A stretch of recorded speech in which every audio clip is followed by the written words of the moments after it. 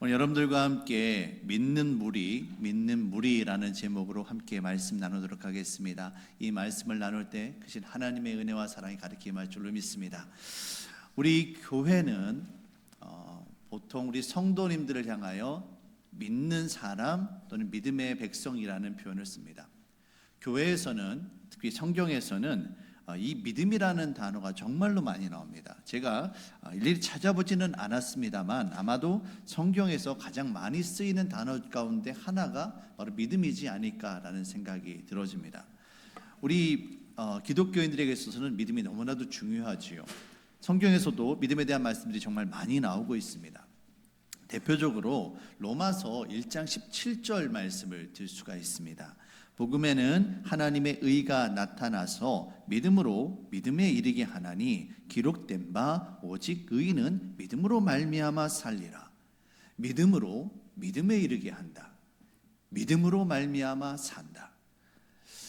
믿음이 얼마나 중요하면 이 한 절에 믿음이라는 단어를 3번이나 썼을까요? 여러분, 믿음으로 믿음에 이르게 한다. 참 표현이 재미있지요. 믿음은 믿음으로 이르게 하는 믿음. 처음에 나오는 이 믿음은 예수님을 나의 구주로 믿는 믿음을 말합니다. 어떤 수단으로서의 믿음이지요. 두 번째 나오는 믿음은 뭘까요? 예수님을 믿음으로 말미암아 내가 의인이 되었고 내가 구원받았음을 확신하는 결과로서의 믿음을 이야기합니다. 그래서 예수님을 믿음으로 말미암아 내가 구원받았음을 믿게 되어지는 것이지요. 이처럼 교회는 예수 그리스도를 믿음으로 구원받은 믿음의 백성들입니다. 교회는 이처럼 예수님을 나의 구주로 영접하고 믿음 가운데 살아가는, 오늘 설교 제목처럼 바로 믿음의 무리가 바로 교회인 것이지요. 예수님께서 공생의 사역을 하실 때 많은 사람들이 예수님을 따랐습니다. 하지만 그 가운데 정말 믿음의 사람들이 있었는가 하면 그렇지 못한 사람들이 분명히 있었습니다. 예수님께서 오병이어의 기적을 행하실 때 거기에서 예수님께서 나눠주신 떡과 물고기로 그 배를 채운 사람들이 성인 남성만 약 5,000명이었다라고 성경은 기록하고 있습니다. 당시에 술을 헤아릴 때 포함시키지 않았던 여인들, 아이들, 그리고 이방인들까지 포함한다면 대략 2만 명 정도가 되는 사람들이 예수님을 따라다녔음을 우리는 알 수가 있습니다. 하지만 그 모든 사람들이 바로 믿는 무리, 믿음의 사람들은 결코 아니었습니다. 그럼 과연 예수님을 따르는 믿는 사람들은, 흔히 제자라고 부르는 믿는 무리는 과연 어떤 사람들일까요? 마태복음 16장 24절에서 예수님께서 이렇게 말씀을 하십니다. 예수께서 제자들에게 이르시되, 세상에 있는 무리가 아니라 믿는 무리, 바로 제자들에게 말씀하십니다. 뭐라고 말씀하십니까? 누구든지 나를 따라오려거든 자기를 부인하고 자기 십자가를 지고 나를 따를 것이니라. 예수님을 믿는 사람들이 반드시 필요한 게 2가지라고 하십니다. 첫째, 자기 부인. 두 번째, 자기 십자가입니다. 너희가 정말 나를 믿는 믿음의 사람들이라면, 나의 제자라면 자기 자신을 부인하고 자기 십자가를 지고 나를 따라라. 바로 이것이 제자도의 핵심입니다. 바로 이처럼 자기 자신을 부인하고 자기 십자가를 지고 예수님을 따르는 것이 바로 믿음이며, 이렇게 살아가는 사람들이 바로 제자이며 믿음의 사람들이며 바로 교회이며 바로 저와 여러분들임을 여러분 깨달으시길 바랍니다. 그럼 과연 예수님께서 말씀하시는 자기 부인은 뭐고 자기 십자가를 지고 따른다는 것은 과연 어떤 의미가 있을까? 초대교회 가운데 이런 모습은 어떻게 나타났는지, 우리가 어떻게 그것을 깨닫고 우리가 그것을 향해서 나아갈 수 있을 것인지 오늘 말씀을 통해 함께 살펴보도록 하겠습니다. 자, 먼저 오늘 본문 말씀 32절 말씀입니다. 믿는 무리가 한 마음과 한 뜻이 되어 모든 물건을 서로 통용하고 자기 재물을 조금이라도 자기 것이라 하는 이가 하나도 없더라. 초대교회는 무엇보다도 한 마음 한 뜻이 되는 하나에 된 믿음의 공동체였습니다. 그들은 공간적으로 함께 한 곳에 있었고요, 서로의 물질을 함께 나누었고요, 함께 식사를 하고요, 함께 서로가 서로를 위해 기도하는 하나된 공동체였습니다. 이처럼 하나된 믿음의 공동체를 이루기 위해서 반드시 필요한 것이 있습니다. 제가 오늘 설교 본문에서 설교를 하면서 가장 많이 쓸 단어가 바로 뭐냐면 바로 인간 중심의 이기주의입니다. 인간 중심의 이기주의를 극복하지 않으면 교회는 결코 하나가 되어질 수가 없습니다. 교회 공동체가 먼저고 교회 공동체가 중심이 되어야 하지, 내 스스로가 살아나고 내 중심이 되어지고 내가 주장이 되어서는 안 된다는 겁니다. 이것이 무엇입니까? 바로 예수님께서 말씀하셨던 자기 부인의 삶입니다. 자기 자신을 부인하지 않으면, 내가 살아있으면 결코 하나됨을 이룰 수가 없는 겁니다.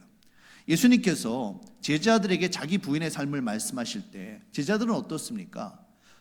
어리석었던 그 제자들은 예수님의 우편에, 예수님의 좌편에 누가 앉을 것인가, 또 누가 높은 자리에 설 것인가, 그런 것들을 가지고 서로 소리 높여 다투고 싸웠습니다. 자신을 부인하는 믿음의 삶과는 너무나도 거리가 먼 그런 모습이었습니다. 여전히 자기 자신이 살아있었지요. 하지만 그런 그 연약한 제자들이 예수님의 십자가와 그 부활을 경험하면서 완전히 깨어지고 완전히 부서집니다.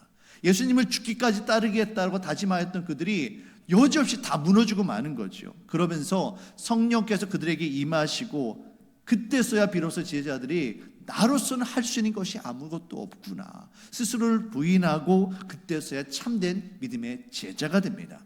그리고 이처럼 자기 자신을 부인하고 예수님을 따르는 사람들이 바로 모여서 교회가 되어진 것이죠. 이와 같은 초대교회의 모습이 사도행전 2장 44절부터 47절 말씀에 잘 나타나 있습니다. 제가 함께 읽어드리도록 하겠습니다. 믿는 사람이 다 함께 있어 모든 물건을 서로 통용하고 또 재산과 소유를 팔아 각 사람의 필요를 따라 나눠주며 날마다 마음을 같이하여 성전에 모이기를 힘쓰고 집에서 떡을 떼며 기쁨과 순전한 마음으로 음식을 먹고 하나님을 찬미하며 또 온 백성에게 친송을 받으니 주께서 구원받는 사람을 날마다 더하게 하시느니라. 믿는 사람들, 바로 예수 그리스도의 제자들이 모여 함께 교회에 모여서요, 서로 물건을 통용하고요, 재산을 나누고요, 함께 하나 된 공동체를 이루었음을 알 수가 있습니다. 이것이 가장 초기의 초대교회의 모습이었어요. 그런데 3장과 4장을 지나면서 베드로와 요한이 성전 미문에 앉아있던 사람을 고치고, 그러면서 어떻게 됩니까? 환난과 고난이 다가옵니다. 교회 가운데 핍박이 찾아와요. 그러면서 스스로가 다시 한번 깨어지는 겁니다. 교회가 다시 한번 부활을 경험합니다. 담대한 믿음의 용기로 하나님의 도우심을 간구하고 거룩한 하늘의 용기로 담대히 십자가 복음을 증거하면서 교회가 한 단계 성장을 이루게 됩니다. 그리고 이어지는 오늘 본문 사도행전 4장 32절에서 다시 한번 초대교회의 변화된 모습이 나타나고 있어요. 자, 오늘 본문 말씀 다시 한번 좀 보실 텐데 2장의 말씀과 비교를 하면서 좀 보시면 좋을 것 같아요. 제가 읽어드리겠습니다. 먼저 믿는 무리가 라고 시작을 합니다. 바로 믿음의 백성이라는 것이죠. 교회를 이야기합니다. 믿는 무리가 한 마음과 한 뜻이 되어 모든 물건을 서로 통용하고, 여기까지는 2장의 모습과 별반 다르지 않습니다. 그런데 2장에는 없는 4장에만 있는 독특한 표현이 있습니다. 자기 재물을 조금이라도 자기 것이라 하는 이가 없더라. 자, 2장 말씀 다시 한 번만 좀 띄워주시겠습니까? 2장과 3장 다시 한번 비교해 볼게요. 사도행전 2장 말씀 다시 한 번만 좀 띄워주세요.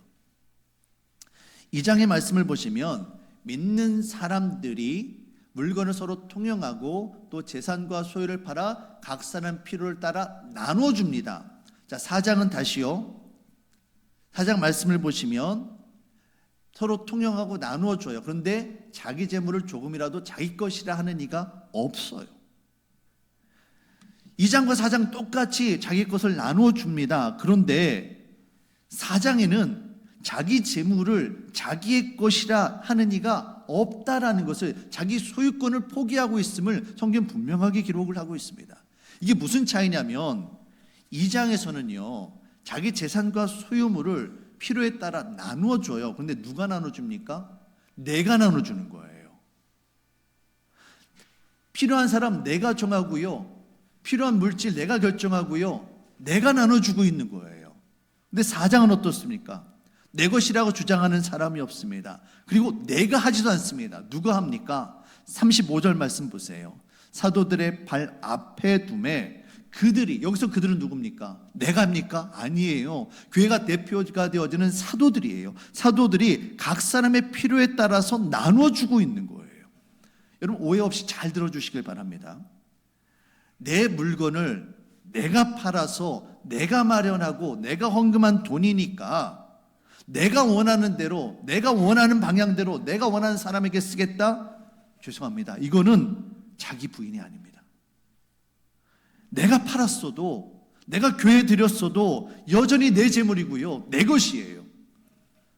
이처럼 자기 자신을 부인하지 못하고 끝내 여전히 자기의 물질을, 자기 소유권을 주장한 사람이 누굽니까?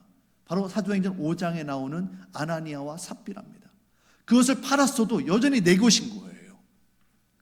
우리가 믿음의 사람으로서 우리의 재물을 하나님 앞에 드렸다라면 그 물질의 소유권뿐만이 아니라 그 물질의 사용권마저도 하나님 앞에 내려놓을 수 있어야만 합니다. 하나님께서 그분의 계획과 그분의 방법대로 하나님께서 필요하신 것에 사용할 수 있도록 우리가 풀어야만 돼요. 그런데 우리는 그것을 붙잡고 있습니다. 여전히 나 자신을 부인하지 못하고 내가 그것을 잡고 있다는 거예요. 여러분 지금 오해하지 않으셨으면 좋겠습니다. 제가 지금 드리는 이 말씀이 우리가 교회에 헌금을 했으니까 그냥 교회에서 알아서 사용하도록 내버려 둬야지 왜 참견이냐, 이렇게 오해하시면 정말로 큰일 납니다. 그건 말씀을 잘못 듣고 계시는 거예요. 제가 그런 뜻으로 드리는 게 아닙니다. 우리 인간이 자기 자신을 부인하지 못하고 여전히 물질에 대한 소유권과 사용권을 어디까지, 하나님 앞에 드리는 헌금에까지도 여전히 그것을 우리가 붙잡고 놓지 못하고 있다는 것을 지금 말씀드리고 있는 거예요. 지금 물질의 소유권과 그 사용권을 넘어서는 그 높은 차원의 헌신, 그 믿음의 단계, 바로 자기 부인에 대해서 제가 지금 말씀드리고 있는 겁니다.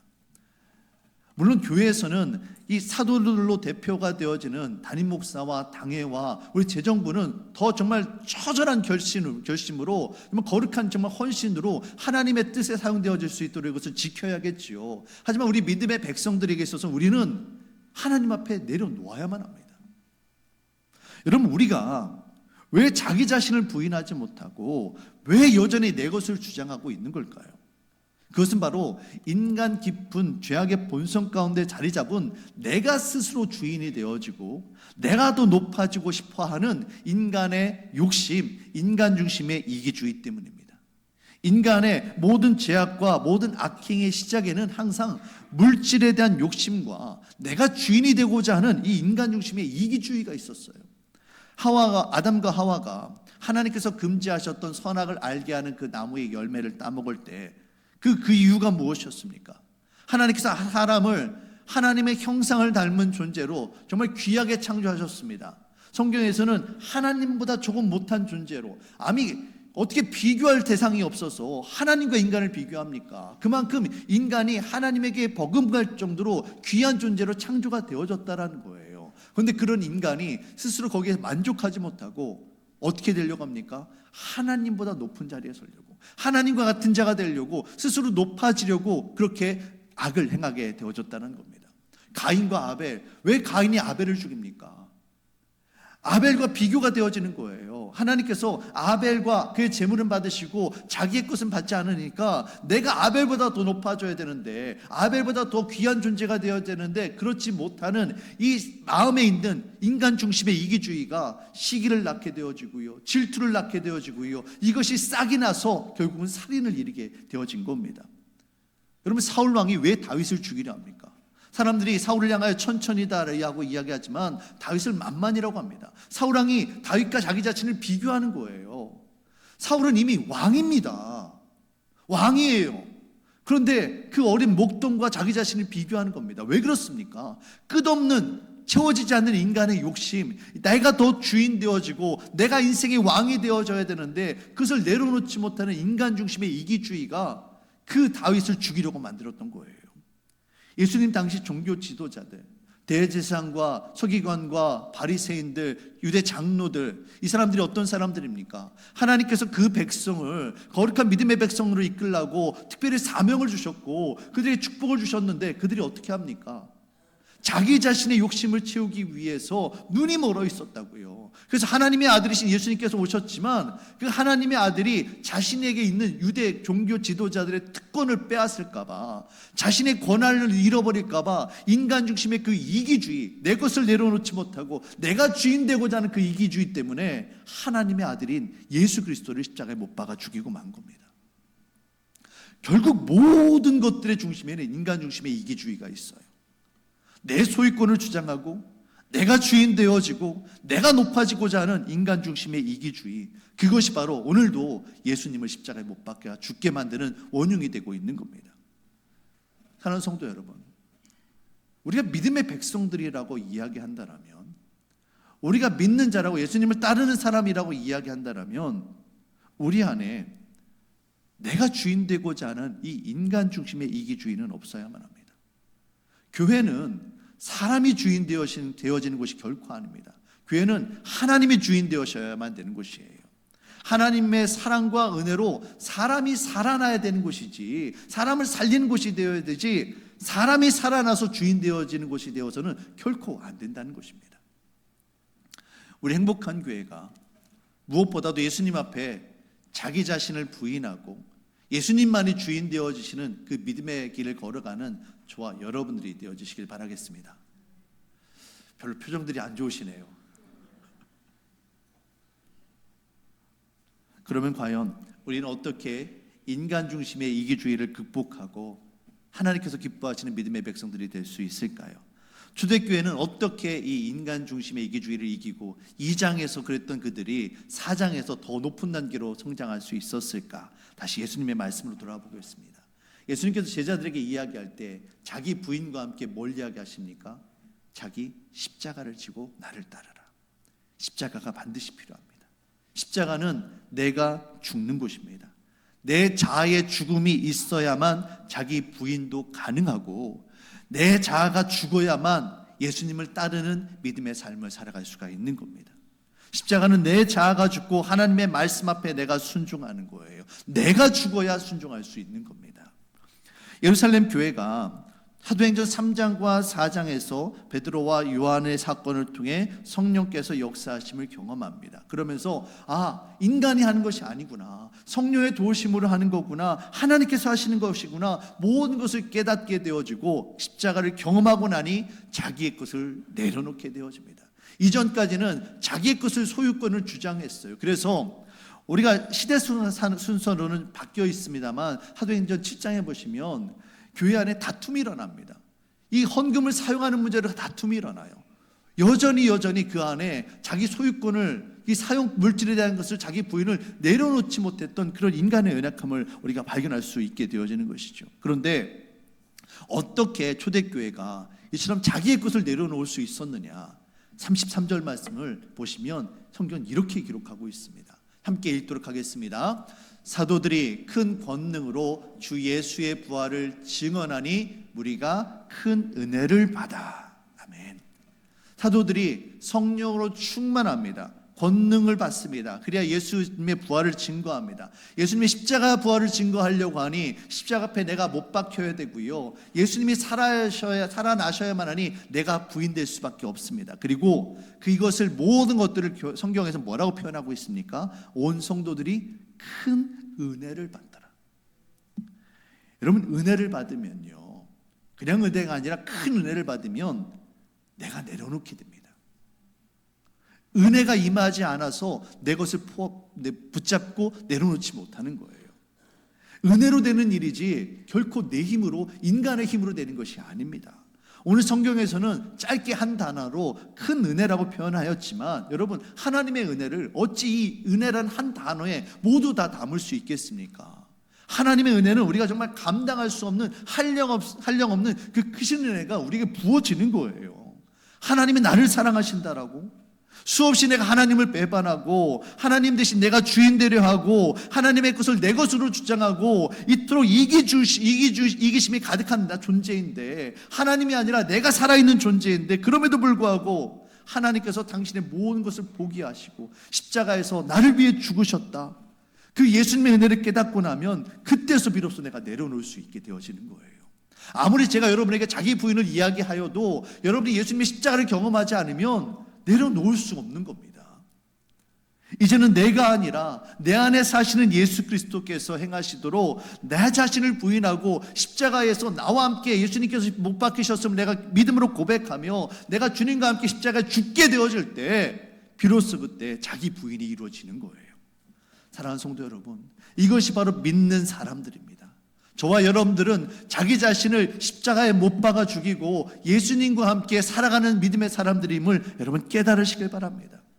오늘 이처럼 자기 자신을 부인하고 자기 십자가를 지고 예수님을 따르는 믿음의 사람, 믿음의 공동체인 교회의 대표로 바나바라는 사람이 소개가 되어지고 있어요. 바나바도 자신의 물질을 교회 앞에 내어놓고 하나님 앞에 드린 사람이었습니다. 그런데 오늘 본문 말씀을 보시면 36절, 37절 말씀을 보시면 바나바를 이렇게 소개합니다. 구브로에서 난 레위족 사람이 있으니 이름은 요셉이라. 사람들의 일컬어 바나바라. 번역하면 위로의 아들이라 하니 그가 밭이 있음에 팔아 그 값을 가지고 사도들의 발 앞에 두니라. 구브로 출신 레위족 요셉이 소개가 되어지고 있어요. 우리는 대부분 바나바라고 알고 있습니다.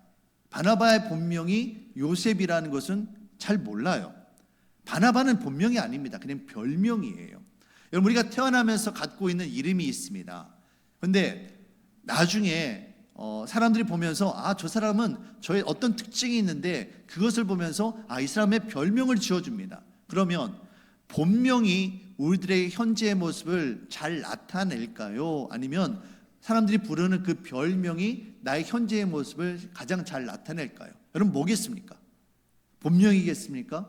아니죠. 별명이죠.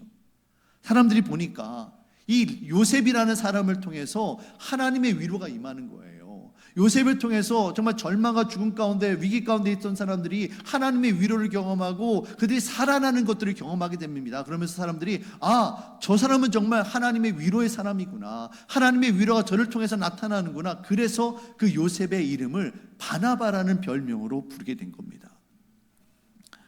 바나바는 진정 자기 자신을 부인하고 십자가를 지며 예수 그리스도의 은혜를 증거하는, 예수 그리스도의 위로를 증거하는 위로의 아들이었던 겁니다.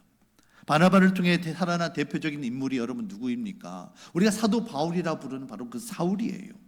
교회를 핍박하고 믿는 사람들을 붙잡아가던 그 사울이 다메섹으로 가는 그 길에 환상 가운데 예수님을 만나게 됩니다. 그래서 교회 일원이 되기를 원해요. 그런데 사람들이 그 사울을 받아줍니까? 머리로는 받아들일 수 있을 거예요. 하지만 내 사랑하는 아들이 저 사울 때문에 죽었는데, 그 정말 생떼 같은 내 아들을 묻고 왔는데 그 사울이 교회에 들어와 있는 거예요. 어떻게 저 사람을 받아들여요? 말이 안 되죠. 그런데 그 사울이 우리 교회의 일원이 되어지고 그를 품을 수 있도록 한 사람이 누구입니까? 바로 바나바예요. 바나바가 그를 찾아가줘서 그를 품어주고요, 교회 가운데 소개시켜주고요, 교회를 인도를 해줍니다. 어떻게 그럴 수 있었느냐? 바로 바나바가 위로의 아들이었기 때문입니다. 바나바를 통해서 하나님의 은혜가 사울에게 임하게 되어졌고, 바나바를 통해서 하나님의 은혜가 교회 가운데 임하였기 때문에 우리가 아는 사도 바울이 이루어질 수 있었으며 우리가 아는 초대교회의 모습이 세워질 수 있었던 겁니다. 사랑하는 성도 여러분, 우리 교회 안에 바나바와 같은 위로의 아들들이 정말로 많이 필요합니다. 특별히 오늘 현대인들 얼마나 바쁘고 얼마나 분주하고 얼마나 힘겹게 살아가고 있습니까? 특별히 50대, 60대 우리 가정의 가장들 정말 열심히 살아왔어요. 정말 가정만 보고 열심히 살아왔습니다. 그런데 자꾸만 세상은, 자녀들은 아버지 잘못했다라고 이야기합니다. 뭘 도대체 얼마나 많이 잘못했습니까? 열심히 살아온 죄밖에 없는데. 세상 가운데 너무나도 그 마음의 상처들이 너무나 많은 거예요. 교회는 이처럼 세상 가운데 죽어가는 자들, 그들을 품고 위로하는 교회, 하나님의 감동, 하나님의 은혜가 나타나는 곳이 바로 교회가 되어야만 합니다. 그러기 위해서 무엇이 필요합니까? 바로 자기 자신을 부인하고 자기 십자가를 지고 주님을 따르는 삶, 그런 어떤 하나님께서 위로의 아들이라 부르는 바나바와 같은 사람들이 필요한 거예요. 우리 교회 안에 이처럼 예수님을 믿는 무리들, 바나바와 같은 사람들이 많이 세워져 가기를 주의 이름으로 축원합니다.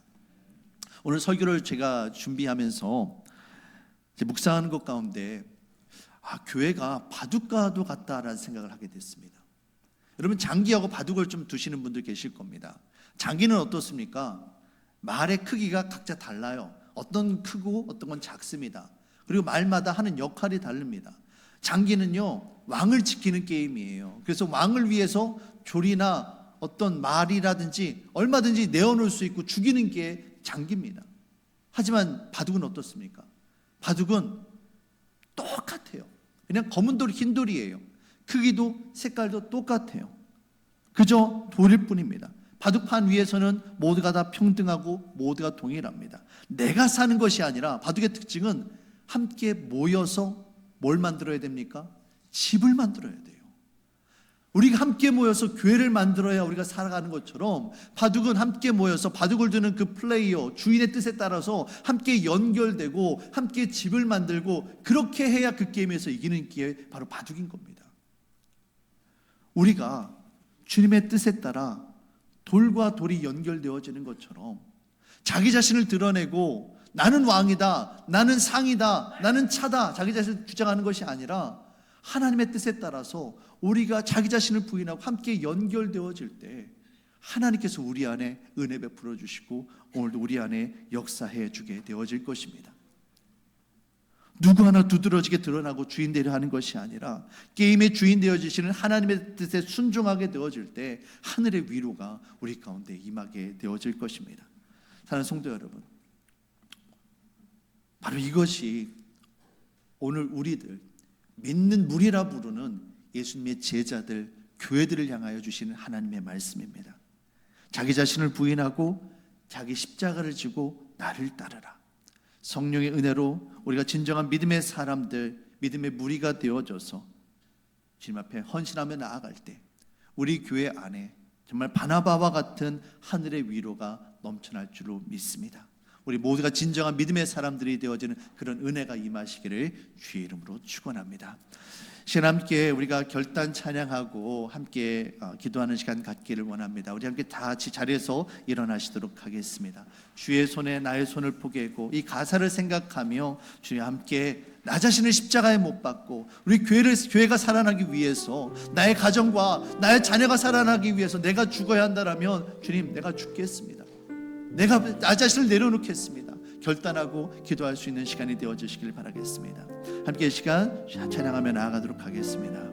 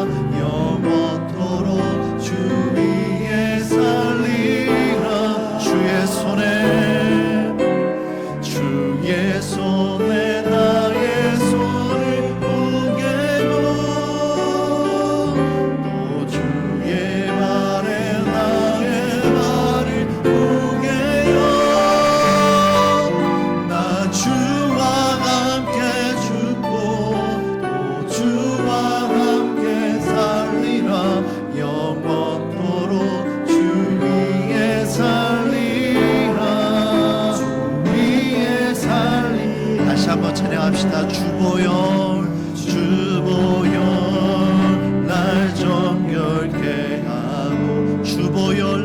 자유케 하니 날 자유케 하니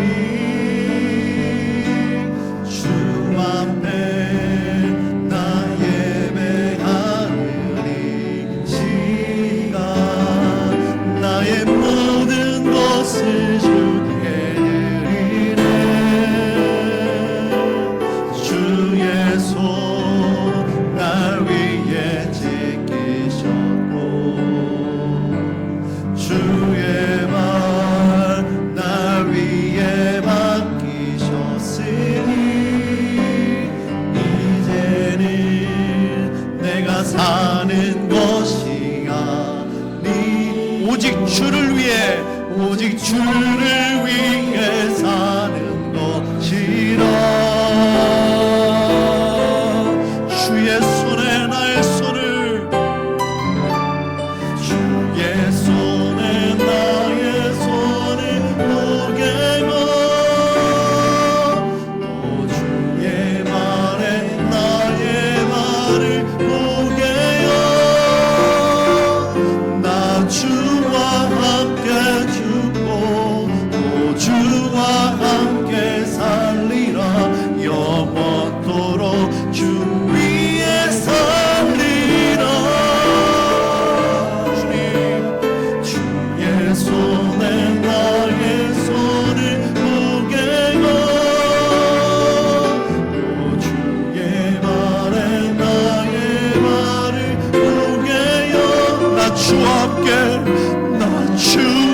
함께 죽고 주와 함께 살리라 영원토록 주 위에 살리라 주 위에 살리라 우리가 주와 함께 죽기를 원합니다. 우리가 죽지 않아서 우리 안에 예수 그리스도의 은혜가 나타나지 못하고 있습니다. 내가 여전히 살아있기에 하나님의 은혜가 우리의 가정과 우리의 교회 가운데 나타나질 못하고 있습니다. 하나님, 내가 죽기를 원합니다. 내가 죽어야만 우리의 가정이 살아난다면, 내가 죽어야 우리의 교회가 살아나고, 내가 죽어야 우리의 자녀들이 살아난다면 하나님, 내가 죽겠습니다. 하나님, 주의 은혜를 우리 교회에 부어주시옵소서. 주의 은혜로 말미암아 우리 자녀들이 우리의 가정이 살아나길 원합니다. 우리가 이 시간 믿음으로 결단하며 주님 앞에 기도하며 나아가도록 하겠습니다. 주여, 주여 하나님 우리 가운데 함께 하시고 주님의 은혜를 우리 가운데 부어주시옵소서. 하나님의 사랑이 우리 안에 부어지고 하나님 그 사랑 가운데 우리가 나아가길 원합니다. 하나님 내 것을 내려놓지 못하고 여전히 내 것을 주장하고 있는 연약한 모습 하나님의 뜻이 내 안에 이루어져야 되는데 하나님의 뜻이 나를 통하여 우리 교회 가운데 흘러가야 되는데 하나님 여전히 내가 살아있습니다. 하나님 나의 욕심을 내려놓게 하여 주시옵소서. 나 자신을 부인하며 자기 십자가를 지고 주님의 일을 따르게 하여 주시옵소서. 하나님 주와 함께 살기를 원합니다. 그러기 위해 우리가 죽기를 원합니다. 주님 우리를 사용하여 주시옵소서. 주님 주의 손을 붙잡기를 원합니다. 주님 우리의 손을 붙잡아 주시고 우리를 이끌어 주시옵소서. 믿음의 길을 가게 하여 주시옵소서. 십자가의 길을 가게 하여 주시옵소서. 주님과 동행하며 나아갈 때 하나님의 은혜가 임할 줄로 믿습니다. 하나님 우리 믿는 자들 믿음의 백성으로 축복하여 주시옵소서. 오직 주님만을 따르길 원합니다.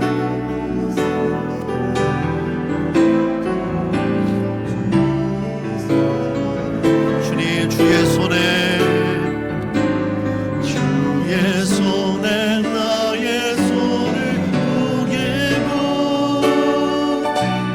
주의 말에 나의 말을 보게요. 나 주와 함께 죽고 또 주와 함께 살리라 영원토록 주 위에. 마지막으로 우리 믿음을 고백하며 찬양합시다. 주의 손에 나의 손을 보게고 또 주의 말에 나의 말을 보게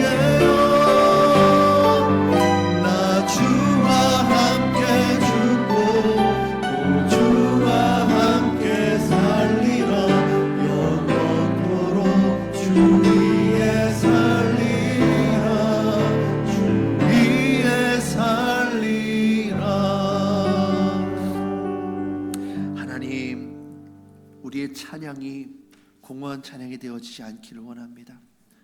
우리 주님 앞에 고백하며 찬양하였던 것처럼 주와 함께 죽고 주와 함께 살게 하여 주시옵소서. 우리가 자기를 부인하고 자기 십자가를 지고 믿음의 길을 살아갈 때에 하나님 우리의 가정을 책임져 주시고 우리의 직장을 책임져 주시며 무엇보다도 우리의 교회를 책임져 주시옵소서. 하나님, 모든 것이 하나님의 손에 달려 있음을 고백합니다. 하나님이 주인 되어 주시고 하나님의 역사와 능력과 그 은혜로 우리들의 삶을 충만히 채워 주시옵소서. 그러기 위해 오늘도 우리가 죽어지게 하여 주시옵소서. 이제는 우리 구주 예수 그리스도의 그 크신 은혜와 아들을 아끼지 아니하시고 온전히 내어주신 성부 하나님의 지극하신 그 사랑과 성령 하나님의 감화 감동 교통 역사하심의 은혜가 오늘도 믿는 무리가 되어 예수 그리스도 십자가의 길을 따라가기로 굳게 다짐하는 모든 성도님들의 삶 가운데에 지금부터 영원토록 함께 하시기를 간절히 축원하옵나이다.